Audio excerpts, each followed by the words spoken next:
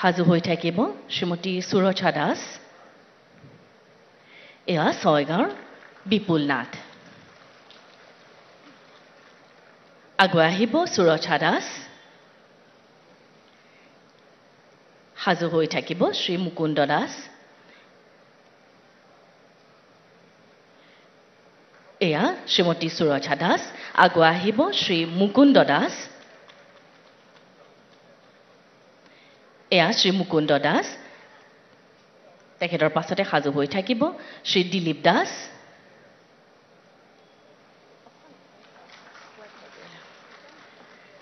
শ্ৰী দিলীপ দাস ৰামপুৰৰ বিশেষভাৱে সক্ষম শ্ৰী দিলীপ দাস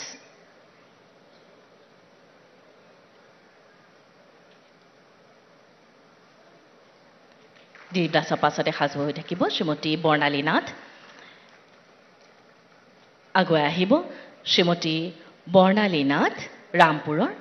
বিশেষভাৱে সক্ষম তেখেত শ্ৰীমতী বৰ্ণালী নাথ ৰামপুৰ সাজু হৈ থাকিব শ্ৰীমতী ববিতা দাস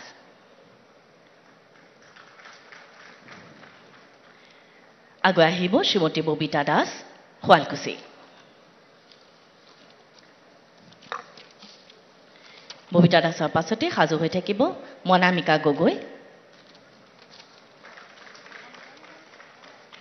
আগুৱাই আহিব শ্ৰীমতী মনামিকা গগৈ মনামিকা গগৈৰ পাছতে শ্ৰীমতী মামণি কলিতা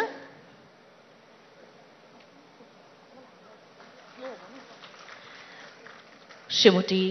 মামণি কলিতা আগুৱাই আহিব বিশেষভাৱে সক্ষম হাজোৰ শ্ৰীমতী মামণি কলিতা আগুৱাই আহিব তেখেতৰ পাছতে শেষৰ গৰাকী হিতাধিকাৰী শ্ৰী কৃষ্ণ দাস সাজু হৈ থাকিব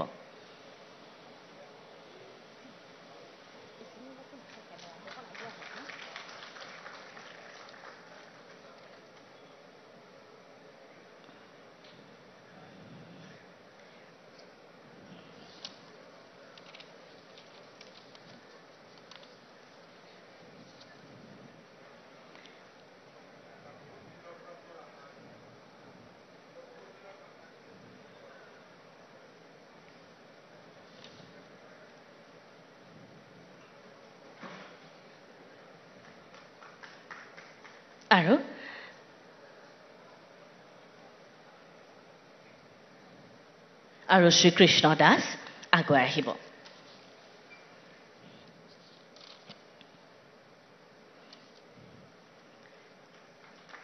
আজি এই সভাখনি 10 গৰাকী হিতাধিকাৰীক আনুষ্ঠানিকভাৱে পত্ৰ বিতৰণ কৰা হ'ল মাননীয় মুখ্যমন্ত্ৰী মহোদয়লৈ আমি ধন্যবাদ জ্ঞাপন কৰিছোঁ এতিয়া মই বিনম্ৰ অনুৰোধ জনাইছোঁ আমাৰ দূৰদৰ্শী নেতা অসমৰ মাননীয় মুখ্যমন্ত্ৰী ডক্টৰ হিমন্ত বিশ্ব শৰ্মা মহোদয়ক তেখেতৰ বহুমূলীয়া ভাষণ প্ৰদান কৰিবলৈ খবৰ কেনেকুৱা ভাল নে বেয়া সবৰে বেংক একাউণ্ট আছে নে নাই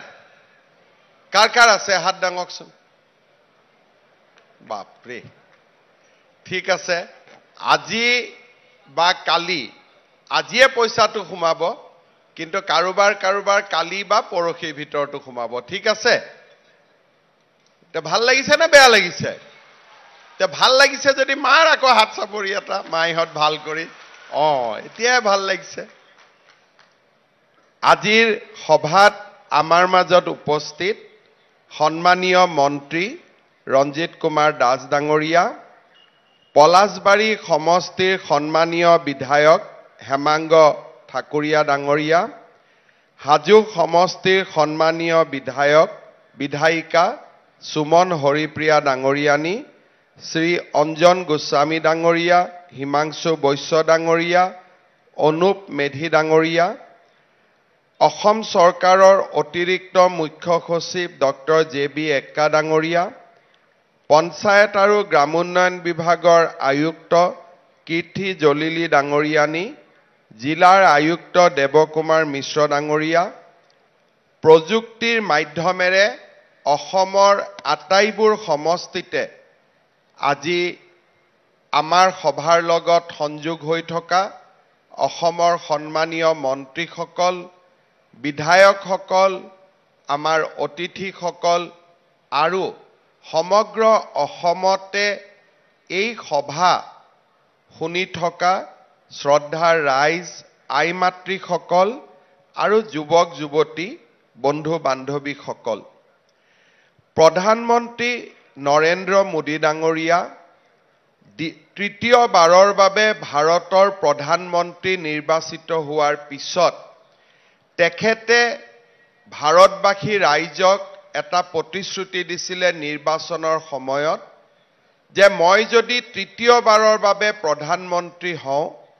তেতিয়াহ'লে মই আৰু 5 কোটি ভাৰতবাসীক প্ৰধানমন্ত্ৰী আৱাস যোজনাৰ ঘৰ উপলব্ধ কৰোৱাম। প্ৰধানমন্ত্ৰী ডাঙৰীয়াক আপোনালোকে ভোট দিছিলে বা যোনে ভোট দিয়াও নাই, আজি প্ৰধানমন্ত্ৰী ডাঙৰীয়াই শাসনভাৰ লৈয়েই তেওঁ প্ৰথম মনত পেলাইছিলে যে নিৰ্বাচনৰ সময়ত মই কি কি প্ৰতিশ্ৰুতি দিছিলোঁ। তেওঁ প্ৰথম প্ৰতিশ্ৰুতি দিছিলে যে মই আৰু 5 কোটি মানুহক প্ৰধানমন্ত্ৰী আৱাস যোজনাৰ ঘৰ দিম, জ্যেষ্ঠজনক মই স্বাস্থ্যৰ বিনামূলীয়া সুবিধা প্ৰদান কৰিম, কৰ্মচাৰীসকলৰ বাবে ইউনিফাইড পেঞ্চন স্কিম আনিম। এই ধৰণে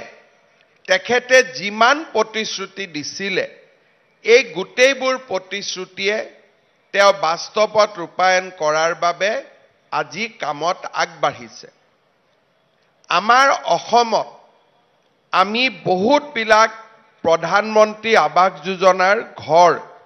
ইতিমধ্যে আমি নিৰ্মাণ কৰিছোঁ। আমাৰ ৰাজ্যখনত এতিয়ালৈকে 20 লাখতকৈও অধিক লোকে পকী গৃহ লাভ কৰিবলৈ সক্ষম হৈছে।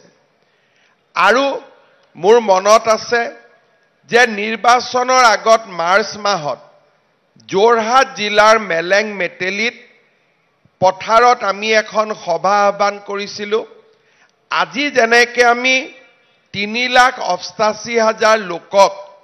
প্ৰথম কিস্তিৰ ধন দিম, সিদিনাখন আমি একেলগে 5,55,555 গৰাকী হিতাধিকাৰীৰ হাতত আমি ঘৰৰ চাবি তুলি দিছিলোঁ। তাৰ আগতেও যাৰ ভূমি নাছিলে তেওঁলোকক এটা ক্লাষ্টাৰলৈকে আনি আমি নাহৰকটীয়াত 113 ঘৰ মানুহক একেলগে সমজুৱাভাৱে এটা আমি আৱাস যোজনাৰ কলনী নিৰ্মাণ কৰি দিছিলোঁ। তাৰ আগতে ছেপ্টেম্বৰ মাহত আমি 1,71,593 গৰাকীক আৰু যোৱা বছৰৰ 9 জানুৱাৰীত আমি প্ৰধানমন্ত্ৰী আৱাস যোজনাৰ 50,000 লোকৰ গৃহ প্ৰৱেশ অনুষ্ঠান আৰম্ভ কৰিছিলোঁ। মই যদি আপোনালোকক অলপ বুজাব খোজো, বহুতৰ যেতিয়া নিজৰ ঘৰৰ নামটো নাহে তেতিয়া মানুহজনৰ খং উঠে যে মোৰ ঘৰটো মই কিয় নাপালোঁ। আমি এটা কথা সকলোৱে বুজি পাব লাগিব যে এবাৰতে প্ৰধানমন্ত্ৰী ডাঙৰীয়াই সকলোকে যদি ঘৰ দিও দিয়ে, আমাৰ বজাৰত চিমেণ্টৰ নাটনি হ'ব, ইটাৰ নাটনি হ'ব, শিলৰ নাটনি হ'ব। আৰু এক বেগ চিমেণ্টত যদি 300 টকা আৰু একেলগে যদি ভাৰতবৰ্ষৰ 5 কোটি মানুহক প্ৰধানমন্ত্ৰী ডাঙৰীয়াই প্ৰথম কিস্তি দি দিয়ে, সকলোৱে যেতিয়া চিমেণ্ট ইটাৰ দোকানলৈকে যাব তেতিয়ালে যি ইটাৰ দাম যদি 3,000 টকা, ইটা বেপাৰীয়ে 6,000 টকা বিচাৰিব, চিমেণ্ট 500 টকা বিচাৰিব। কাৰণ বস্তুৰ যেতিয়া নাটনি হয় তেতিয়া মূল্য বৃদ্ধি হয়। সেইবাবে আমি পৰিকল্পনা কৰি যে এই বছৰ 5 লাখ মানুহক ঘৰ দিম, অহা বছৰ 5 লাখ মানুহক ঘৰ দিম, পিছৰ বছৰ 5 লাখ মানুহক ঘৰ দিম, যাতে ইটা ভাটাৰ মালিকে ক'ব নোৱাৰে যে মোৰতো ইটাই নাই। যাতে যেতিয়া আমাৰ গাঁৱত আপোনালোকে চাব 10 জন মানুহে যেতিয়া একেলগে ঘৰ বনাব খোজে, শ্ৰমিকৰো মূল্য বৃদ্ধি পায়, ইটাৰ দামো বাঢ়ে, শিলৰ দামো বাঢ়ে, চিমেণ্টৰ দামো বাঢ়ে, ৰং লোৱা মিস্ত্ৰীৰ দামো বাঢ়ে। কিন্তু যদি নিয়মিতভাৱে আমি এটা সামঞ্জস্য ৰাখি যদি ঘৰ দি থাকো, তেতিয়া বস্তুৰ দাম নাবাঢ়ে আৰু প্ৰধানমন্ত্ৰী ডাঙৰীয়াই দিয়া টকাখিনি দি আমি ঘৰ নিৰ্মাণ কৰিব পাৰোঁ। যেতিয়া আমাৰ চৰকাৰ আহিলে প্ৰথম আৰু দ্বিতীয় জিঅ' টেগিং কৰি 2011 চনৰ আৰ্থ সামাজিক সমীক্ষা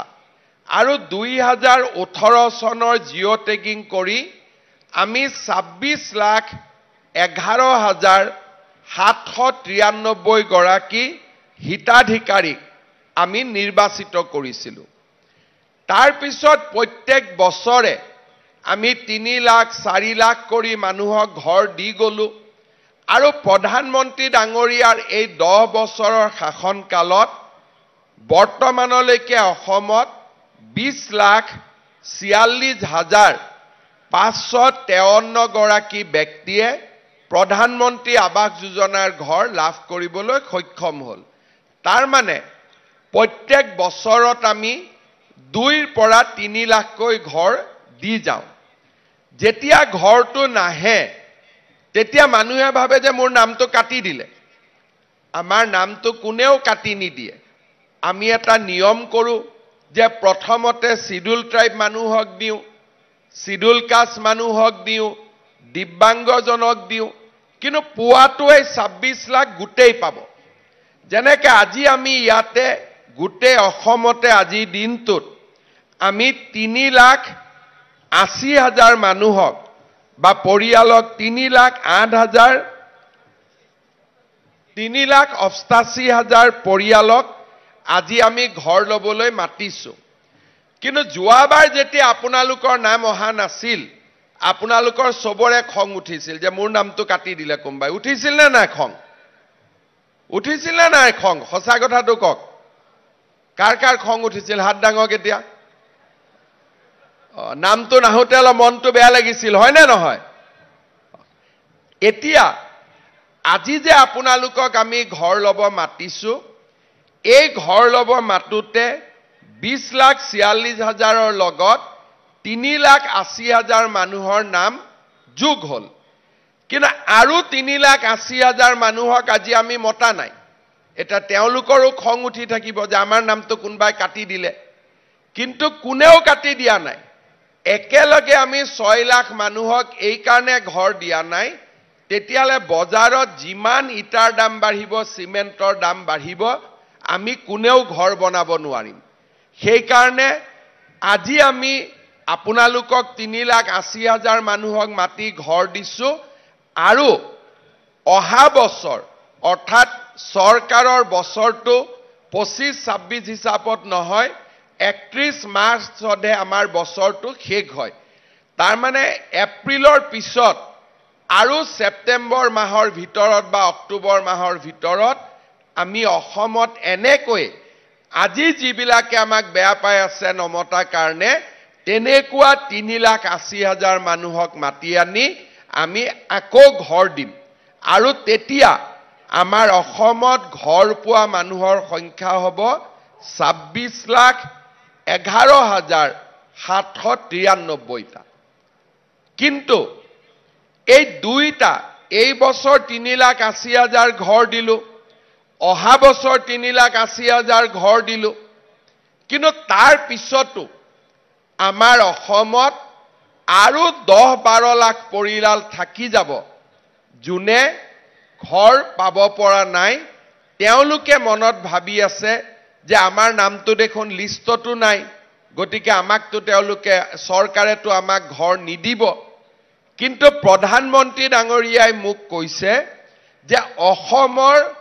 প্ৰতিগৰাকী দুখীয়া পৰিয়ালক তেওঁ একোটাকৈ ঘৰ দিবই, আৰু এইটোৱে হৈছে তেওঁৰ প্ৰতিশ্ৰুতি। এতিয়া আজি আপোনালোকে ঘৰ পালে, অলপ পিছতে গধূলিৰ ভিতৰত 2 লাখ মানুহৰ একাউণ্টত প্ৰথম কিস্তিৰ 37,000 টকা, 37,000 কিমান? 500 37,500 টকা জমা হ'ব আৰু 1,80,000 বেংকে একেদিনাই কৰিব দিগদাৰি পাইছে অহা কালি বা পৰহিৰ ভিতৰত আপোনালোকৰ বাকিখিনিৰো টকাটো জমা হ'ব আৰু তাৰ পিছত আপোনালোকক আজি আমি যেনেকে লিখি দিছো প্ৰথম কিস্তি দ্বিতীয় কিস্তি তৃতীয় কিস্তি কেনেকে পাব তাৰ বিষয়েও আপোনালোকক আমি অৱগত কৰিছো যে এই ধৰণে আপোনালোকে কামবোৰ কৰি গৈ থাকিলে আপোনালোকে ঘৰ সম্পূৰ্ণ নোহোৱাকৈ আপোনালোকে এই ধৰণে আমাৰ পৰা টকা পাই থাকিব এতিয়া মই আহিব খুজিছো যে এই 26 লাখৰ ভিতৰত যাৰ নাম নাই তেওঁলোকে কেতিয়াও ঘৰ নাপাব নেকি এতিয়া মই আপোনালোকক এটাই কথা ক'ব খুজিছো যে আমি সকলোকে ঘৰ দিব বিচাৰো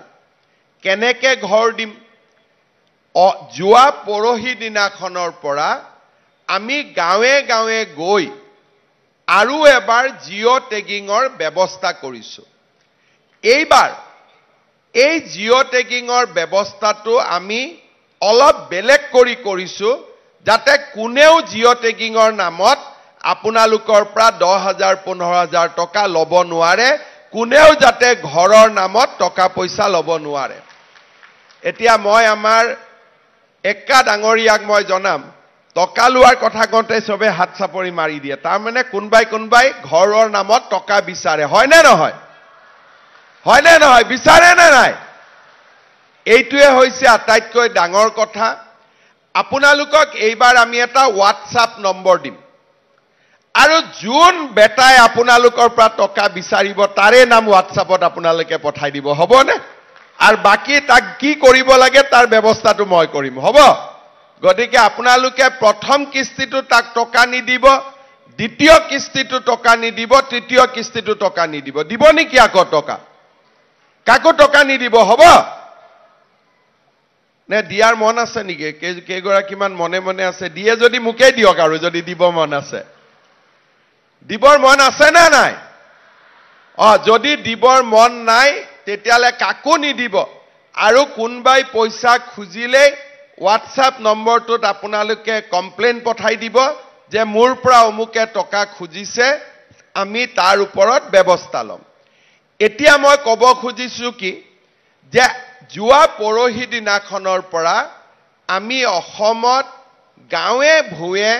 নতুনকৈ জিঅ' টেগিঙৰ ব্যৱস্থা কৰিছো এই 26 লাখেতো ঘৰ পাবই আজি যোনে পালে তেওঁলোকে পালে সেপ্টেম্বৰ মাহৰ আগতে আমি আৰু 3,80,000 মানুহক ঘৰ দিম যাতে 26,11,793টা ঘৰ সম্পূৰ্ণ হৈ যায় কিন্তু আৰু 10-12 লাখ মানুহে আমাৰ মতে ঘৰ পাব লাগে কেনেকে পাব তেওঁলোকে এইবাৰ আমি নিয়ম কৰিছো কি যে আমাৰ বিভাগৰ কৰ্মচাৰীসকল গাঁৱলৈকে নাযায় গাঁৱত কোন যাব আমাৰ জীৱিকা সখী বাইদেউসকলক এইবাৰ আমি ট্ৰেইনিং কৰি দিছো যে আপোনালোকে কাখৰ গাঁওখনত নিজৰ গাঁওখনত নহয় কাখৰ গাঁওখনত গৈ ঘৰ নোহোৱা মানুহৰ ফৰ্ম ফিল আপ কৰক আৰু ঘৰটোৰ ফটো তোলক এই কামত জীৱিকা সখী বাইদেউসকলৰ লগতে গাঁৱৰ যদি কোনোবা আৰু লোকে কয় যে ময়ো সহায় কৰি দিম দুখীয়া মানুহখিনি দেখুৱাত আমাৰ বিধায়কসকলেও যদি কয় যে মোৰো মানুহ এজন লগত দি দিম কোনো আপত্তি নাই কাৰণ প্ৰত্যেকজন দুখীয়া মানুহৰ ফটো উঠক আমাৰ কি আপত্তি মোদী ডাঙৰীয়াই পইচা দিব আমাৰ লওঁতে কি আপত্তি আছে আমাৰ লওঁতেতো কোনো আপত্তি নাই খালি যোগ্যজনে পাব লাগে অযোগ্যজনে পাব নালাগে প্ৰথমতে জীৱিকা সখী বাইদেৱে আপোনালোকৰ গাঁৱলৈকে গৈ ফটো উঠাব আৰু ফৰ্ম ফিল আপ কৰিব তাৰ পিছত এখন আমি গাঁও সভা পাতিম গাঁও সভাখনত গাঁৱৰ মানুহে বহি সিদ্ধান্ত ল'ব যে এওঁৰ ঘৰটো পাকা গতিকে এওঁৰ ঘৰৰ নামটো যদি আমি দি দিওঁ পিছত আমাৰ গাঁওখনৰ নামটো বদনামী হ'ব গতিকে সঁচা দুখীয়া দৰিদ্ৰ মানুহখিনিৰ নাম গাঁও সভাই নিৰ্ধাৰণ কৰি দিব প্ৰথমতে জীৱিকা সখী বাইদেউসকলে ফটো তুলিব আৰু ফৰ্ম ফিল আপ কৰিব তাৰ পিছত এইখিনি গাঁও সভালৈকে যাব গাঁও সভাত যদি কোনোবা দুখীয়া মানুহৰ নাম কাটি দিয়ে আমি ব্লক পৰ্যায়ত এখন কমিটি গঠন কৰি দিম ব্লক পৰ্যায়ৰ কমিটিত তাৰ আকৌ এবাৰ বিবেচনা হ'ব তৃতীয়বাৰ জিলা পৰ্যায়ত গৈ তাৰো বিবেচনা হ'ব এতিয়া কোনোবাই যদি গাঁও সভাটো নামটো নুখুমালে জীৱিকা সখী বাইদেউ মোৰ ঘৰলৈকে নগল আৰু জিলা পৰ্যায়তো মোৰ নামটো নুখুমালে এইবাৰ আমি আৰু এটা নিয়ম কৰিছো যে নিজৰ ঘৰৰ ফটোটো নিজে উঠাইও পোৰ্টেলত দি দিব পাৰিব তাৰ মানে আমি কোনো মানুহৰ আমাক সহায় নালাগে যদি মই ভাবো যে মোক অন্যায় কৰা হৈছে মোৰ ঘৰৰ ফটোটো তুলি মই নিজে আপলোড বা পোৰ্টেলত উঠাই দিব পাৰো তাৰো কোনটো পোৰ্টেলত আমি কেনেকৈ উঠাই দিব পাৰো তাৰ বিষয়েও চৰকাৰে বাতৰি কাকত আৰু টিভিত বিজ্ঞাপনৰ ব্যৱস্থা কৰিছে প্ৰথমতে জীৱিকা সখী বাইদেউসকলে এছেছমেন্ট কৰিব তাৰ পিছত আমি আৰু 10 দিন সময় দিম যত নেকি নিজে নিজৰ ফটো তুলিব পাৰে এতিয়া নিজৰ ফটো তুলুতেতো নিজে টকা ল'ব নোৱাৰে গতিকে এইবাৰ আমি ব্যৱস্থা কৰিছো যে সেলফ লোডিং তাৰ মানে মোৰ ঘৰৰ ফটোটো মই তুলি ময়ে পোৰ্টেলত তুলি দিম গতিকে তেতিয়াতো কোনেও পইচা ল'ব নোৱাৰে কোনোবা দুখীয়া মানুহৰ ঘৰত যদি জীৱিকা সখী বাইদেউ যোৱা নাই ফৰ্মখন ফিল আপ কৰা নাই তেতিয়াহলে গাঁৱৰ যিকোনো সংঘৰ ল'ৰা এজনে যিকোনো আমাৰ ডেকা ল'ৰা এজনে দুখীয়া মানুহৰ ঘৰটোৰ ফটো তুলি ফটোটো আপলোড কৰি দিব পাৰিব যোৱা ইলেকশ্যনৰ সময়ত যদি আপোনালোকৰ মনত আছে মই প্ৰত্যেকখন ইলেকশ্যনৰ মিটিঙতে কৈছিলো যে এতিয়াৰ পৰা জিআৰএছক নালাগে গাঁও পঞ্চায়তৰ সেক্ৰেটাৰী নালাগে যাক ঘৰ লাগে সি নিজে জিঅ' টেগিং কৰিব পাৰিব আৰু এই ইলেকশ্যনৰ সময়ত দিয়া প্ৰতিশ্ৰুতিটো আমি পালন কৰি এইবাৰ প্ৰথম জীৱিকা সখী বাইদেউ আৰু দ্বিতীয়তে জীৱিকা সখী বাইদেউ যদি আমাৰ ঘৰলৈকে নাযায় নিজৰ সেলফ নিজৰ ফটো নিজে তুলি আমি এই ফটোটো পোৰ্টেলত দিব পাৰিম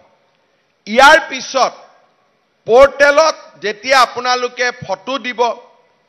কোনটো কেঁচা ঘৰ কোনটো পকী ঘৰ বাকি যিখিনি প্ৰশ্ন আছে যে কৃষি মাটি কিমান চৰকাৰী কৰ্মচাৰী ঘৰত আছে নেকি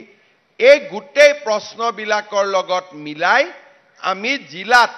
এখন হিতাধিকাৰী তালিকা নিৰ্বাচন কৰিম আৰু লাষ্টত একেবাৰে শেষত আমাৰ চৰকাৰৰ কৰ্মচাৰীসকলে গৈ আপোনালোকৰ ঘৰটোৰ ফাইনেলি যি লেটিচিউড লগ্নিটিউড যি লাগে এই গোটেইবিলাক লৈ সিলেক্টেড তালিকাখনৰ ওপৰতে তেওঁলোকে গৈ ফটোটো আকৌ এবাৰ আপলোড কৰিব কাৰণ নিজে ফটো তুলুতে জীৱিকা সখী বাইদেৱে ফটো তুলুতে ভুলো হ'ব পাৰে কিন্তু যেতিয়া চৰকাৰী কৰ্মচাৰীয়ে গৈ ফটো তুলিব তাত আৰু টকা পইচা দিবলগীয়া একো নাথাকিব কাৰণ সেইখনে হ'ল সিলেক্ট লিষ্ট অৰ্থাৎ ফাইনেল লিষ্টখনৰ ওপৰতহে তেওঁলোকে গৈ ফটো তুলিব গাঁও সভা তাৰ আগতেই হৈ যাব ব্লক তাৰ আগতেই হৈ যাব জিলা তাৰ আগতেই হৈ যাব আপোনালোকে গমেই পাব যে মোৰ নামটো সিলেকশন হৈ গল তাৰ পিছত আনুষ্ঠানিকতাখিনিহে আমাৰ চৰকাৰী কৰ্মচাৰীসকলে কৰিব আমাৰ অসমত প্ৰধানমন্ত্ৰী আৱাস যোজনাৰ ঘৰ বিতৰণৰ ক্ষেত্ৰত যিমান দুৰ্নীতিৰ অভিযোগ আছিল এই গোটেইবিলাক নোহোৱা কৰি এইবাৰ আমি এনে সুন্দৰ ব্যৱস্থাৰে নতুনকৈ আমি নোপোৱা মানুহখিনিৰো ঘৰ আমি বিতৰণ কৰাৰ বাবে বা ঘৰৰ তালিকা আমি সিলেক্ট কৰাৰ বাবে সিদ্ধান্ত গ্ৰহণ কৰিছো অৰ্থাৎ মই তিনটা কথা আপোনালোকক কৈছো আজি যিসকলে সভাত আহিছে তেওঁলোকে প্ৰথম কিস্তিৰ ধন আজি কালি পৰহিৰ ভিতৰত তেওঁলোকে বেংকৰ একাউণ্টত পাব দ্বিতীয় যাৰ নাম লিষ্টত আছে কোনবাই কৈছে মোৰ নামটো কাটি দিলে কাৰো নাম কোনেও কাটি দিয়া নাই অহা বছৰ অৰ্থাৎ এপ্ৰিলৰ পৰা অহা বছৰ বুলি ক'লে 2026 নহয় 2025 চনৰ ভিতৰতে আমি বাকি 3,80,000 মানুহকো আমি ঘৰ দিয়াৰ ব্যৱস্থা কৰিম আৰু যাৰ ঘৰ নাই কোনো লিষ্টত নাই তেওঁলোকৰ বাবে মই কোৱা পদ্ধতিটোৰে জীৱিকা সখী বাইদেউসকলৰ জৰিয়তে আমি জিঅ' টেগিঙৰ ব্যৱস্থা কৰিম আজি আপোনালোকে মিটিঙৰ পৰা যাব যিবিলাকে ঘৰ পোৱা নাই তেওঁলোকে আপোনালোকক অলপমান হিংসা কৰিব যে এওঁলোকে পালে আমাক নাপালে আপোনালোকে তেওঁলোকক বুজাই দিব যে কোনো হিংসা কৰিবলগীয়া নাই মুখ্যমন্ত্ৰী ডাঙৰীয়াই কৈছে যে নোপোৱাবিলাকৰো আমি সমীক্ষা আৰম্ভ কৰিছো আমাৰ গাঁৱৰ প্ৰত্যেক গৰাকী দুখীয়া মানুহক নৰেন্দ্ৰ মোদীয়ে ঘৰ দিবই এইটোৱে হৈছে আমাৰ সংকল্প আৰু আপোনালোকৰ কোনোবা গাঁৱত খুৰাৰ ল'ৰা থাকিব খুৰাৰ ছোৱালী থাকিব কোনোবা গাঁৱৰ ভাগি থাকিব কোনো আত্মীয় স্বজন থাকিব যোনে দুখীয়া মানুহ হোৱা সত্ত্বেও ঘৰ পোৱা নাই তেওঁলোকক আপোনালোকে এই নিয়মখিনি বুজাই দিব মই যিখিনি এতিয়া আপোনালোকক বুজাই কলো পাৰিব নে নাই বুজাই কব পাৰিব কোনে কোনে পাৰিব হাত ডাঙক আচ্ছা সবেই পাৰিব তেতিয়া আৰু আপোনালোকক কোনেও আজি বেয়া নাপায় আৰু আপোনালোকে যদি কাবাক ভুলতে ঘৰৰ নামত পইচা দিছে সেইখিনিও আপোনালোকে খুজি ল'ব পাৰিব নে নাই খুজিবৰ কাৰণে কোনে কোনে পাৰিব হাত ডাঙকচোন আচ্ছা কোনে কোনে পইচা দিছে প্ৰথম এইটো হাত ডাঙক কিমানে দিছে হাত ডাঙক একো ভয় কৰিবলগীয়া নাই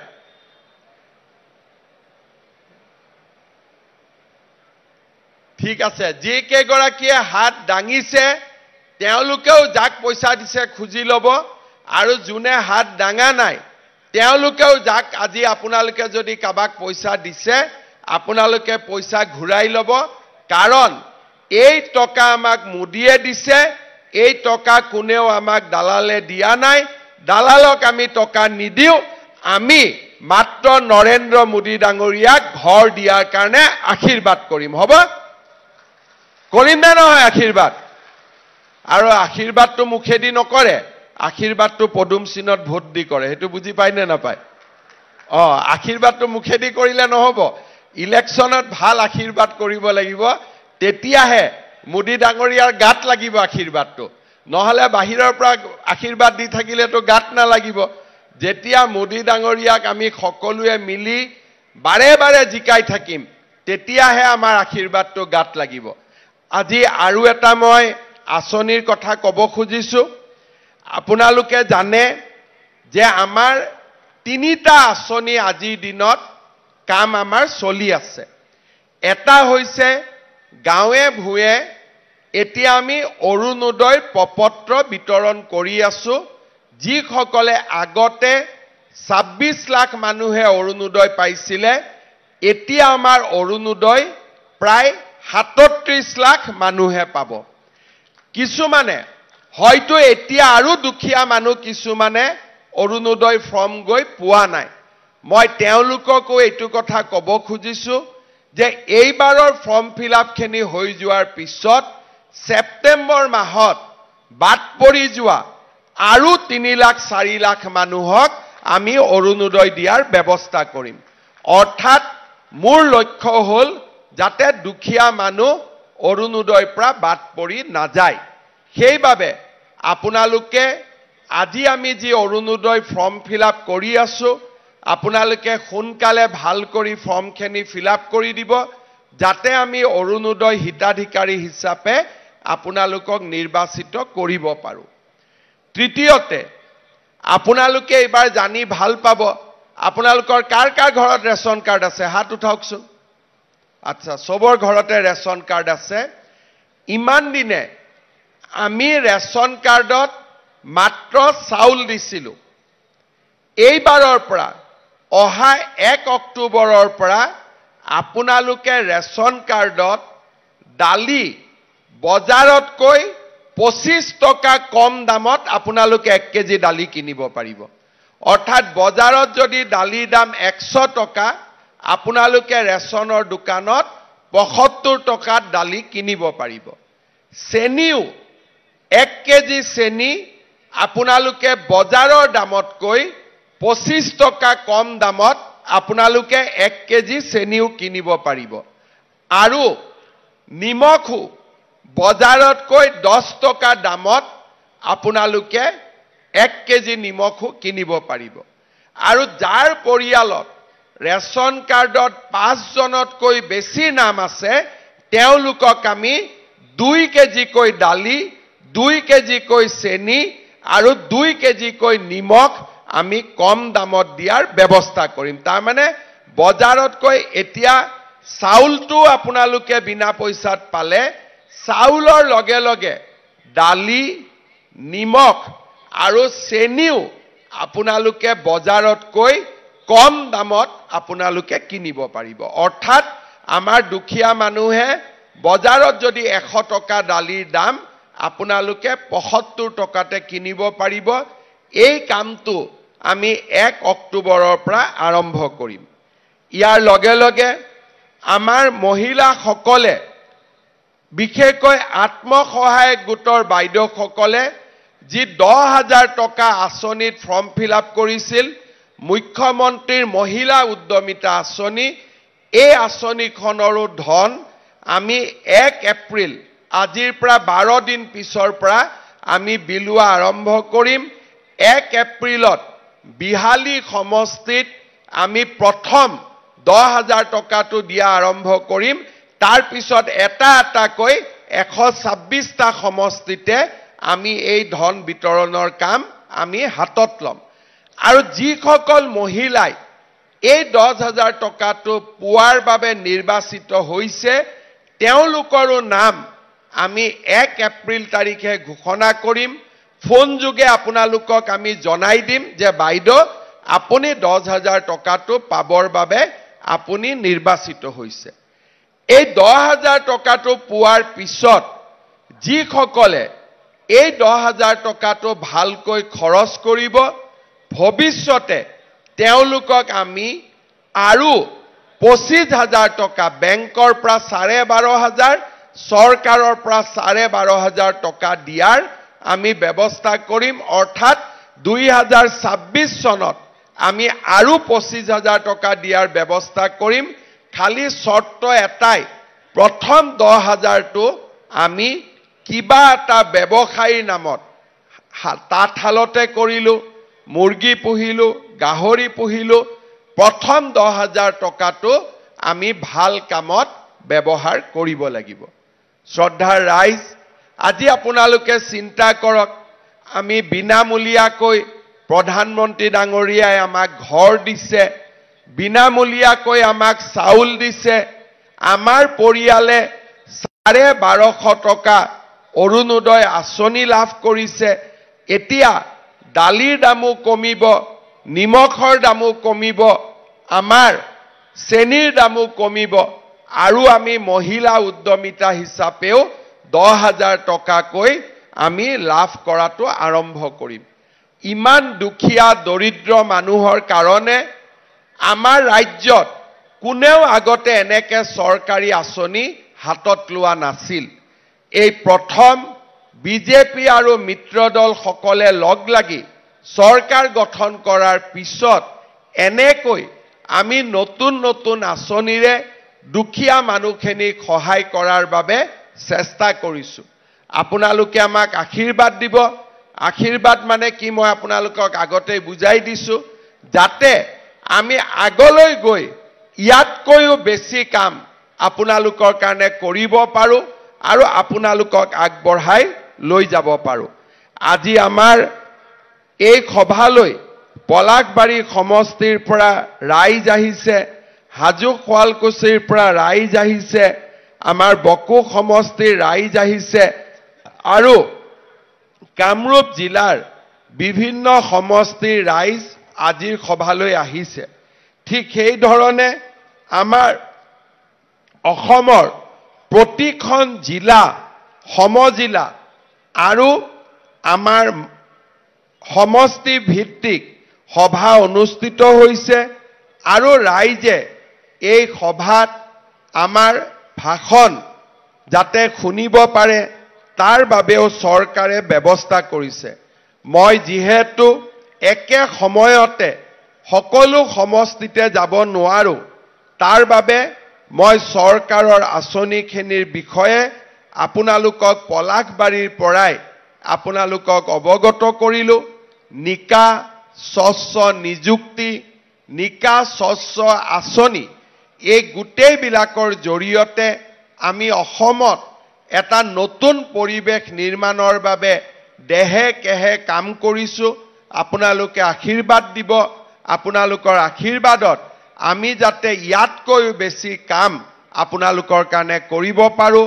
বহুত বহুত ধন্যবাদ। জয় হিন্দ, বন্দে মাতৰম।